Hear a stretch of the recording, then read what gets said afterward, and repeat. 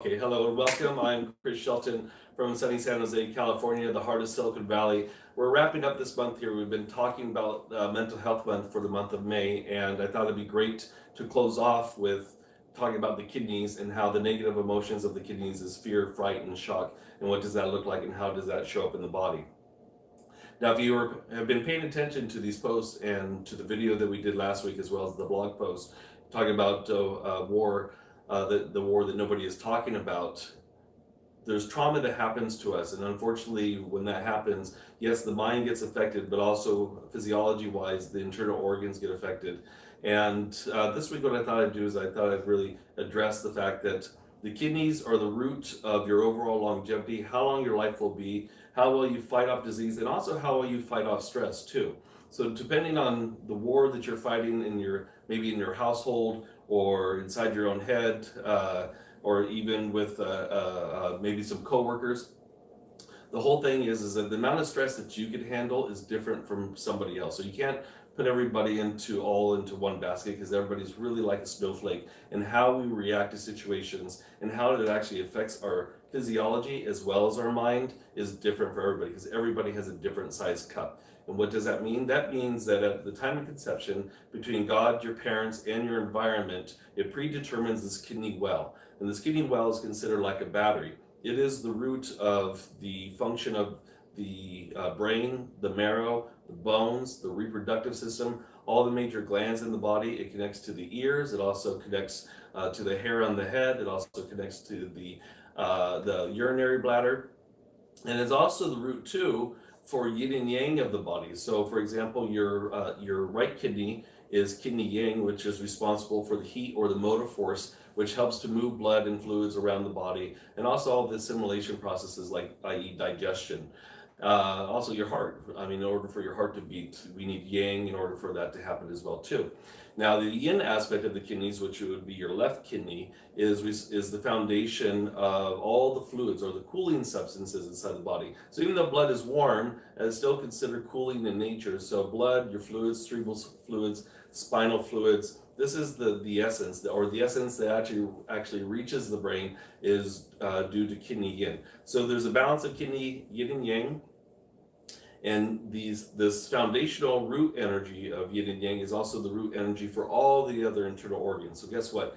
If kidney yin is deficient, then chances are lung yin is going to be deficient at a certain level, stomach yin probably at a certain level, kidney or liver yin, heart yin, etc. So the kidneys are really, really a valuable commodity. And in Chinese medicine, it is believed that this is the strength of the kidneys gives you the ability to fight off stress and be able to fight off disease. So the weaker your constitution is, guess what? The less stress you'll be able to handle, and the harder your immune system is going to have to work in order to have to fight off the invasion of internal pathogens. Now, one of the ways that we can actually tell the strength of the kidneys is looking at the size of the ears. And you know what's fascinating is, according to science, in utero, as the fetus is forming and the kidneys are growing, the ears also grow at the same time.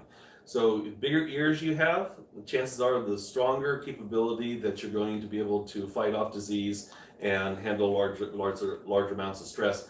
And also shows your overall longevity. But the other areas we look at as well too would be your chin and your plethrum. Okay, so the plethrum here actually will show us the fertility of somebody. So if you're a woman and has a line across this plethrum here, chances are there's going to be a deficiency in being able to conceive or to birth children. So this once again goes all the way back to the root function of our kidneys. Now, when we're talking about fear and shock, some people say, well, I don't have much fear. Especially some of the men I talk to say, I don't have much fear. But all of us at a certain level have fear. And a lot of times the way that we cover up the fear is angry responses. And so when we get snapped, when we get angry at something, a lot of times if you really look at it, it's a fear-based mechanism which causes us to react that way. So shock. Shock is surviving any severe kind of illness, any severe kind of trauma. And that can be different for everybody. It could be surviving a car accident. Let's say you had some type of febrile disease that you survived. Let's say you're sick with the flu for a month, or you're somebody that had cancer, was going through chemotherapy, and your body is trying to recover. That kind of shock to the system actually will weaken the kidneys. But guess what else? If you see or witness things that are shocking to you. I guarantee you, according to Chinese medicine, anybody that was at ground zero at 9/11 has some form of kidney dysfunction as a result, or PTSD as a result of being there or helping out or trying to evacuate people, whatever their role was. Anybody that saw or witnessed that at some level, according to Chinese medicine, there is some kind of shock or PTSD that is actually weakens the kidneys. So if you are somebody that has a loved one, or you are the person who has served overseas and has witnessed things, well, guess what? That shock for whatever environment that you are exposed to will deplete the kidneys. And so when we start hearing about PTSD and people losing their minds, quote unquote, so to speak, a lot of that is because the shock actually will deplete the kidney essence to where it can't reach the mind. And if it can't reach the mind, then the mind can't think clearly. And if you think about it, like I said a few minutes ago, the kidneys are the root of the bone marrow and the brain marrow itself. So what does that mean? That means that if you don't get enough sleep, and if you try this out, let's say you try only get a few hours of sleep, because the kidneys are restored by getting enough adequate amount of sleep. If you do not get enough sleep, then chances are the next day you will not have clear thinking. Your mind will be foggy. You have foggy thinking because its essence isn't able to reach the brain. Now, a lot of people will practice Qigong as a form to be able to restore the kidney essence, but ultimately sleep is still the number one tonic for helping to restore the vitality of the kidneys. And there are certain foods that you could also eat as well too that will also, or certain herbs that you could take that will also help to harness this kidney essence. Now, one of the other things that happens, at least from what I've seen in my clinical practice, is from PTSD. Is PTSD is actually a lot of times stored here in the psoas muscle.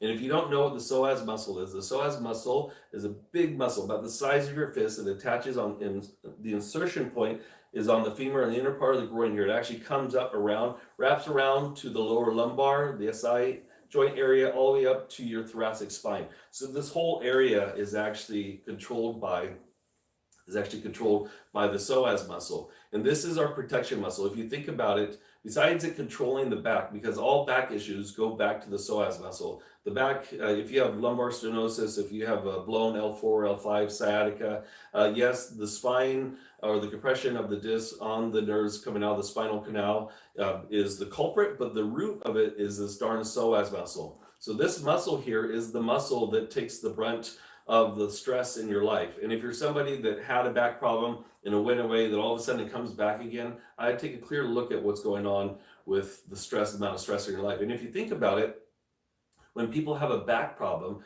what do? They actually walk in with kind of hunched over. Well, the reason why they hunch over is, number one, yes, they're having the nerve pain that it's radiating from the normally from the lumbar area, but the reality is that they're bending over like this because this darn muscle's so tight.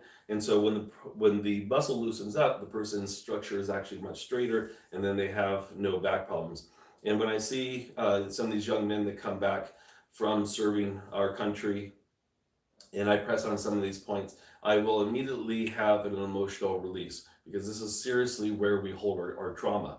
So if you think about it, people with back problems will walk like this, but this is the muscle too, that if somebody was beating or attacking you, this is the muscle that allows you to curl up into a ball right away.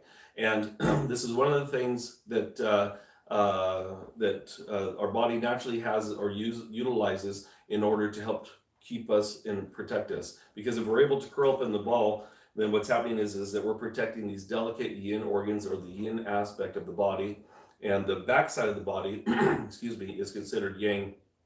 And that yang can actually take much more of this brute force. So in celebration of Memorial Day, which was a couple of days ago, and following or continuing on with our topic of the war that nobody is talking about, really looking at and addressing, well, what is PTSD and what can we do about it? What can we give people? And it's not only people that are serving our country, but as far as going overseas and protecting our country, but it's also the men and women that work as EMS, the men and women that are firefighters, the men and women that are police officers. They are seeing stuff that most of us can't even fathom what they are seeing on a daily basis. So to those men and women too, I salute you as well, because you also are taking on this shock and this trauma. And if you're working long shifts, if you're working double shifts, 12, 16-hour shifts, that also will shock and deplete your kidneys. On top of that, especially if you're a police officer, firefighter, etc., and that adrenaline, because your adrenals actually rest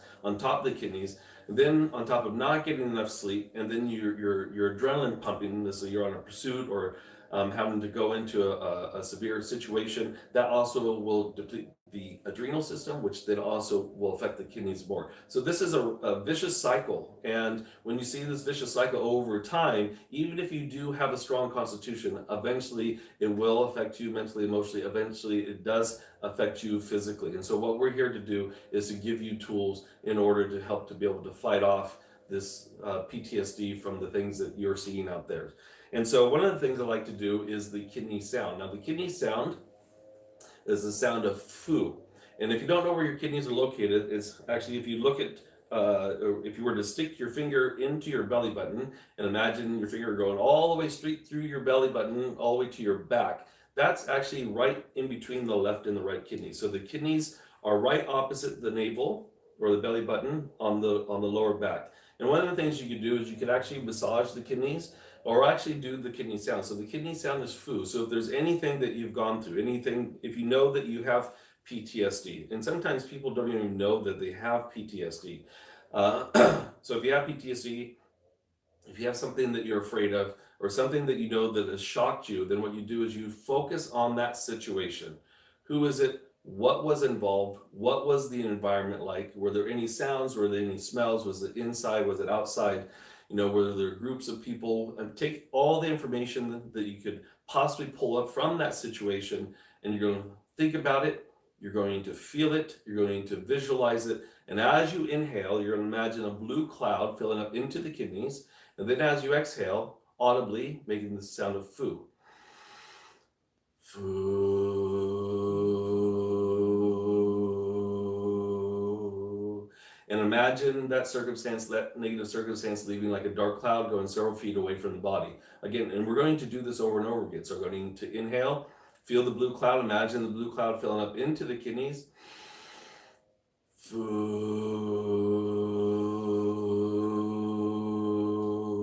And allow for that shock or that trauma, that PTSD, to leave the body like a dark cloud going several feet away. Now you can do this for 10 or 15 minutes or as long as you would like. Now, if you're in public and something is coming up for you, let's say you're seeing something that makes you fearful, or you're witnessing or seeing something that triggers this PTSD or this past shock in you, then you could actually do the sound underneath your breath. Inhaling. Once again, imagine a blue cloud filling up into the kidneys, and then exhale. Now, you don't have to close your eyes, obviously, like if you're driving or something, you feel this fear, then probably contraindicated to close your eyes and drive at the same time. But anyways, you're going to inhale, pull the breath in.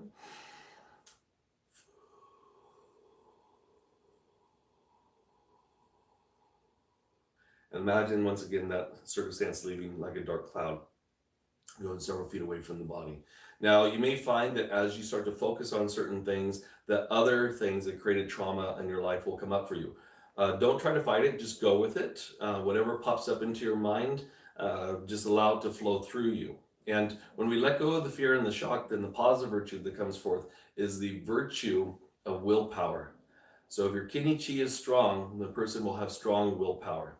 And one of the things that I think is really important for people to do is to be able to have something that gives them the courage or gives them the strong willpower. And one of the things for me is martial arts. And I think the martial arts is a great way of being able to have that confidence and to give your mind something to do. It's interesting. My last competitions I did, I was 40 years old. And I said to myself, well, if I win the grand championship, then I'll stop competing. And of course, once you start competing, if you're a martial artist, you can probably empathize with me that it never really goes out of your blood. You still want to do it. Anyways, fast forwarding a couple of years, I started to get that itch again to compete. And I started getting weird injuries and stuff like that. And what happened was that I was teaching a medical class, or a TCM, a Traditional Chinese Medicine Foundation class. And one of the things that Master Need had talked about, who's a 33 generation Taoist master, He talks about in one of his books is not watching things that are violent or whatnot. So my wife was actually sitting in the class, and she calls me out in front of the whole class, and she says to me, she goes, "Well, what do you like to fight?" And I had to think about it. I said, well, you know what? It's actually like the monks. The monks are great martial artists, but they train their art for the purpose of their spiritual evolution. And it's one of those things that somebody had actually asked Bruce Lee the same thing. They said, Bruce Lee, why are you teaching us how to fight? And his response was, it's better to be a warrior in a garden than to be a gardener at war. And what does that mean? That means that you're not prepared, and it's always good to be prepared. And one of the nice things that martial arts does for you is it gives you something that you can actually practice, and it gives you the sense of courage. It also gives you a sense of well-being, and it works the internal and the external. So certain things like Tai Chi, Wing Chun, Muay Thai, whatever it is for you, you don't even have to spar. It's one of those things that if you practice it. Another analogy would be too, and this goes back because some people say, after our post last week, we got some responses saying all this stuff about how bad war is, and I totally agree with you. We're the only species on this planet that has killed more of its own kind. No other species in history kills more of its own kind than human beings do, and it's really the truth, and it's really a horrible reality. But unfortunately, we do live in a time that you still have to be prepared. And like what Bruce Lee had said, another analogy would as well to look at it too is that it's better to have a life jacket on the boat if you're out at sea and not need to use it, but you have it just in case. So it's one of those things that unfortunately, we still need to have these young men and women that represent this country and give us the freedoms that we enjoy. And this is what I appreciate about anybody in the service industry. Whether you're in the military or, like I said, you're a police officer, a firefighter, EMS, your guys are all out there fighting different types of work. So ultimately, what I'm trying to say here is that it's good to be prepared and not be ignorant. The Yellow Emperor's Classic of Difficulties, which is a foundational, traditional Chinese medicine book. And in the foundations, and in the Yellow Emperor's Classic of Difficulties, the Yellow Emperor says the same thing too, when we're talking about disease. Fighting disease after disease sets in is like digging a well after one has become thirsty, or forging one's weapons after one has been engaged in battle. Wouldn't that be too late? Okay, so we really have to take a look at what is going on in our environment. And also too, what happens is that we have to look at how our environment affects us. Okay, so I gave you the first kidney exercise, which is the kidney sound, because what's cool about that kidney sound is you can take it with you anywhere. Like I said, you can do it while you're driving. You could do it if something pops up for you. You're standing in line at the grocery store. It does not matter. It's something you can take with you anywhere. Now, the next exercise that I like to do is, in order to strengthen the kidneys, is to go ahead and rub the palms together. And like I said earlier, your ears are an extension of the kidneys. And what you want to do is, from this friction here, you want to go ahead and rub the hands together, creating the warmth in between the hands. And then from here, I'm going to place the hands over my ears. I'm going to inhale. I'm going to imagine that warmth going all the way down to the kidneys, right opposite the belly button on the low spine. Exhale. And again, we're going to go ahead, rub the hands.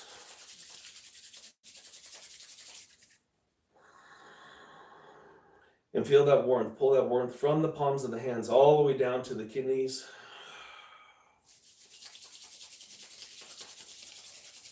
And again, rub the hands together, inhaling. And allow for that warmth of that heat to flow down and radiate into the kidneys. All right, so another simple practice to do. And it may even help to stimulate your hearing, or if you have somebody that has Meniere's disease or vertigo, it may be something that you could do also to be able to help to strengthen the essence to help relieve you of that condition. Another simple practice we call wrapping the waist. And what's going to happen is that I'm just going to shift my weight back and forth. Now the hand in the front could actually tap the acupuncture meridians. Like right now I'm tapping my lung meridian. Here's where lung 1 and lung 2 originates when it emerges from the chest.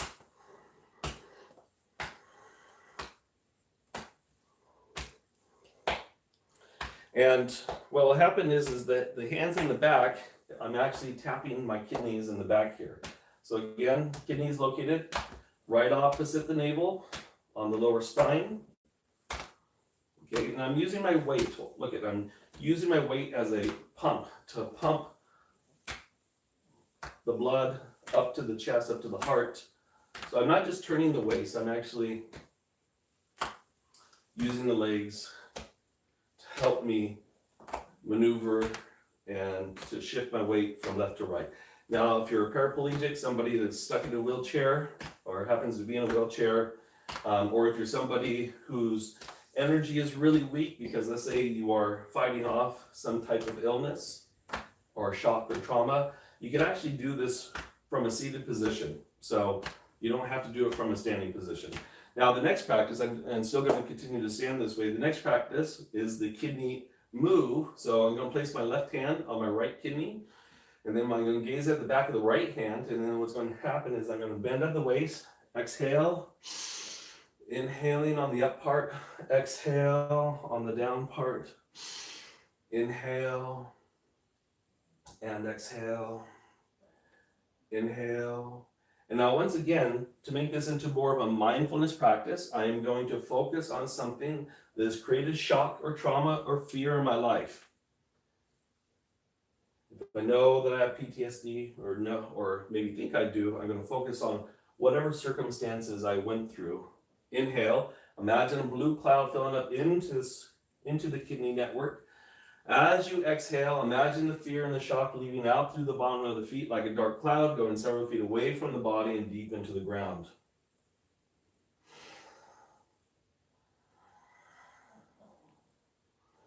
Inhale and exhale. Now, you can do this several repetitions. You do it 9 times on each side, or you do it 36 times on each side, doesn't matter.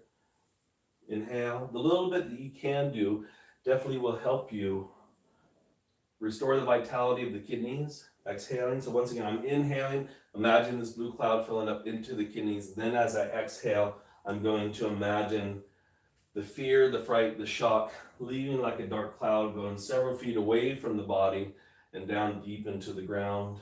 Inhaling and exhaling. And once again, if you're somebody who is weak, trying to build their strength and their energy back, you do this from a seated position. If you're somebody who is in a wheelchair or has limited range of movement, you could also do this. And the other thing too, if you're somebody that's really weak, I've seen people in the past, let's say with severe cases of lupus, for example, that are not even strong enough to lift their arms. And guess what? You could actually mentally visualize yourself doing this, and guess what? It will actually benefit your kidneys as well too. So even if you can't move or have limited range of ability to move, you can mentally incorporate this practice. All right, so you do several of those rotations and then finish off by pulling down the heavens 3 times. Exhale. Inhaling, connecting with your higher self, whatever that may be. Exhale and inhale and exhale. And one of the last practices that you could do is you could actually just go ahead and just gently rub the kidneys, gently massage the kidneys. So placing your knuckles back there. Bring your mind intent there. Again, just imagine this blue cloud filling up into the kidneys. Imagine a smiling face on the kidneys, smiling at your kidneys, restoring its strength, its vitality, the essence, letting go of the fear and the shock, and allowing for the positive virtue of gentleness and willpower and wisdom to come in, okay? You can also do this practice too, once again, by incorporating the healing sound, the foo sound. So I'd inhale, imagine the blue cloud filling up into the kidneys. Exhale, foo.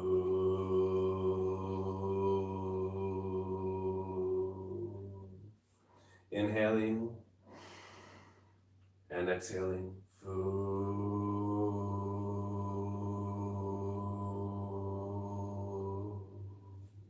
Inhaling, blue cloud comes in. Exhale, foo. Imagine that fear leaving like a dark cloud. And then once again, you could finish off by pulling down the heavens 3 times. First pull for heaven. Second pull for earth, taking care of this planet, respecting this planet that we live on. And third pull, stopping the war. And the third pull comes in for human passion and kindness and love towards one another. Okay, so there you go. There's quite a few practices that I gave to you today, wrapping up on Mental Health Month. And like I said, what we're doing today is I was actually going off of the post that we did last week in the small video. If you haven't seen the video that we put together, click on the link below. It's very touching, very moving. And my whole purpose of it, once again, is not promoting war. I'm addressing the fact that this is a reality of what people are suffering from. And it's not only the war that we see overseas or whatnot, it's the war that we see here in our own country. We even see it within our own households, and it's to stop the fighting, have more love, more peace, and really to acknowledge the fact that some people, there's a lot of people out there that actually have a war going on inside their minds, and they're not talking about it, and nobody's talking about it. So what I'm here to do is I'm here to give you tools in order to help to fight stress, help to combat disease. And today I was talking about shock and trauma, and the kidneys are the foundation of that. So I'll give you quite a few practices. Give you the healing sound, which is for the kidneys, which is fu. The color blue is associated with the kidneys. Wrapping the waist is the other practice that I gave you as well. Rubbing the hands together, placing the hands over the ears, because the ears and the kidneys are directly connected together. Imagine that warmth going all the way down to the kidneys is another practice to be able to restore the vitality of the kidneys. And then the kidney movement itself. Okay, so quite a few practices, and please click on the link below as far as our YouTube page goes. And if you're somebody that is a social worker that's in the healthcare profession and wants to learn more about how can I help people in the mental health community, or how can I help my community with mental health, or maybe something that I need to address more for myself, then also please click on the link below and check out our Qigong teacher training program that's going to be launching here in a couple of weeks. Because in that program there, you will learn all these tools at a deeper level in order to not only help your community, but more importantly, really help yourself. So I'm Chris Shelton from sunny San Jose, California, and until